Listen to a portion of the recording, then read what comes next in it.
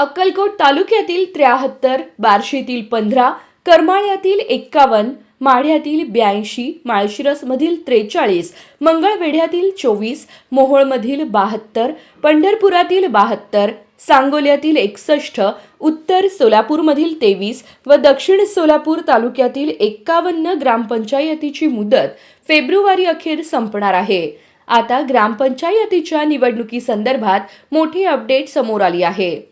सोलापूर जिल्ह्यातील जानेवारी-फेब्रुवारी महिन्यात मुदत संपणाऱ्या ग्रामपंचायतींच्या निवडणुकांचा कार्यक्रम या एप्रिल महिन्यात जाहीर होईल. संबंधित ग्रामपंचायतींच्या निवडणुकांसंदर्भात काही न्यायालयीन अडचण नसल्यास या निवडणुका होतील, अशी माहिती पालकमंत्री जयकुमार गोरे यांनी दिली.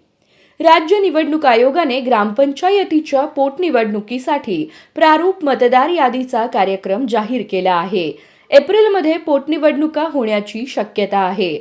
सोलापूर जिल्ह्यात असलेल्या एकूण 1140 पैकी 701 ग्रामपंचायतींची मुदत संपत आहे. त्यामुळे प्रशासक नेमण्याची प्रक्रिया सुरू केली जाणार आहे. परंतु प्रशासक नेमण्यावर सर्वोच्च न्यायालयात याचिका दाखल झाली आहे.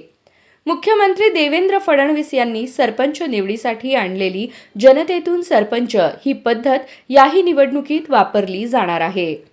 सरपंच पदासाठी आरक्षण सोडत निघाली असून आता प्रभाग रचनेची आरक्षण निश्चिती, सुनावणी, त्यानंतर निवडणूक कार्यक्रम जाहीर होणार आहे. फेब्रुवारी अखेर पोटनिवडणुकीसाठी मतदार यादी अंतिम होणार आहे.